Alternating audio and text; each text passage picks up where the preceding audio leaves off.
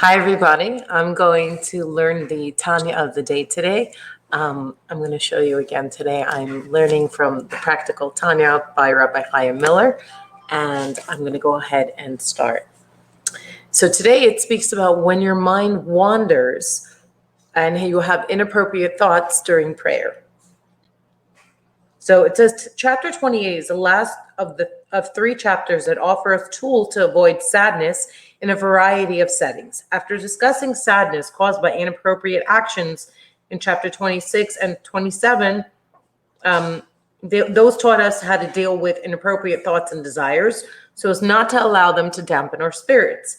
But so far, we've learned only how to deal with inappropriate thoughts that occur in a general setting, such as business or leisure. It is more disturbing, however, when these thoughts plague us when we try to pray or study Torah. What do we do then? And even if while worshiping God in Torah study or devotional prayer, you begin to fantasize about physical indulgences or have inappropriate thoughts, don't turn your heart to them. Rather, divert your attention away from them immediately. The simple and practical way to deal with inappropriate thoughts is to ignore them completely. And don't be a fool and try to elevate the emotional content of the inappropriate thought back to its source, a practice known from the Baal Shem Tov. The advice to divert your attention away from inappropriate thoughts immediately represents a retreat from early Hasidic teachings, which advise that such thoughts should be elevated.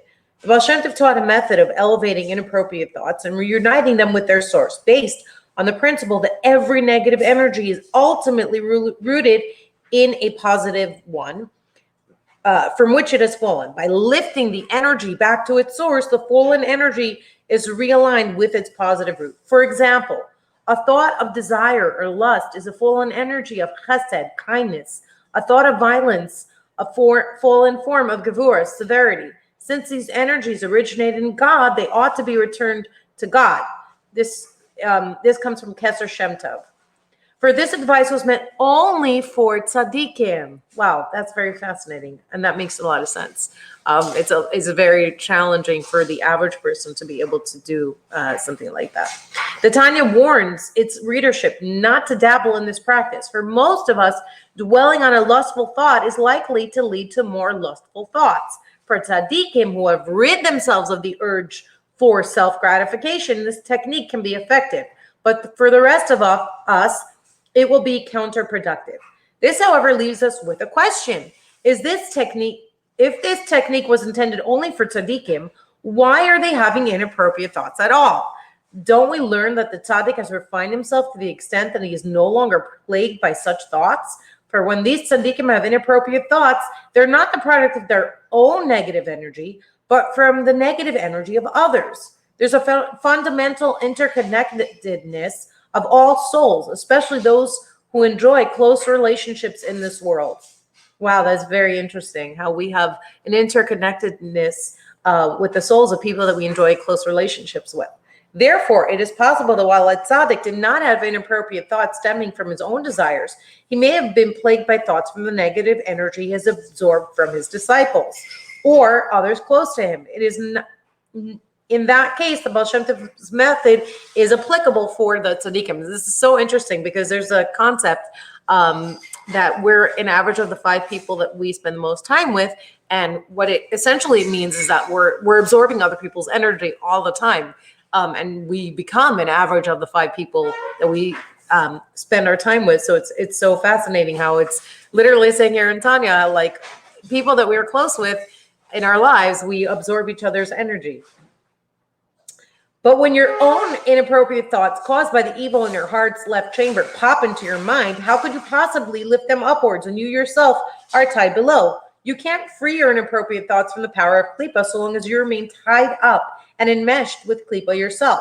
Elevating inappropriate thoughts, then, is not an option. Your only choice is to divert your attention from them immediately before they entice you further. So when you have an inappropriate thought, when you're praying, you should ignore that thought and push it away completely. But nevertheless, don't allow your mood to deteriorate from inappropriate thoughts. Don't let it get you down. and allow this to bring sadness and self-loathing upon you during worship, which needs to be carried out with an abundance of joy. So when we pray to God, we're supposed to be in a space of abundance and joy. In chapter 26, we learned the all-encompassing principle that a positive mood needs to be maintained at all times, as the impulse to evil tends to be successful when you feel down. An inappropriate thought cannot be allowed to dampen your spirits, especially during worship. Rather, on the contrary, an inappropriate thought should strengthen you and intensify all your powers of concentration in prayer with more happiness and joy. Wow. Because you're pushing it away, it should really bring forth more happiness and joy in prayer. That's so interesting. Rather, on the contrary, I'm sorry, I just read that. The Tanya offers a powerful insight into how to remain joyous when an inappropriate thought occurs. When you take to heart that the inappropriate thought popped into your mind from the cleep on your heart left chamber, which in your case of the aspiring or actual vanity is in competition with your divine soul. And everyone knows that in a fight or wrestling match, when one person is winning, the competitor tries to make a comeback with all its might. And therefore, when your divine soul intensifies its energy to pray, the klipa intensifies itself against your divine soul to disorient your divine soul and to derail it with an inappropriate thought. There is a Hasidic thought here. An inappropriate thought is a sign of your success in prayer, so it should spark joy. When your animal soul saw that it was losing the competition for your attention, it felt the need to fight back. And so it threw you the thought. Instead of getting depressed that however hard you try to concentrate, you cannot rid yourself of inappropriate thoughts, say to yourself, wow, I was praying with such devotion that my animal soul felt really threatened and tried to do something about it. I must be doing really well. So this is really, really fascinating. You know, it says that we're supposed to have really positive thoughts when we worship God, when we pray and we connect with God.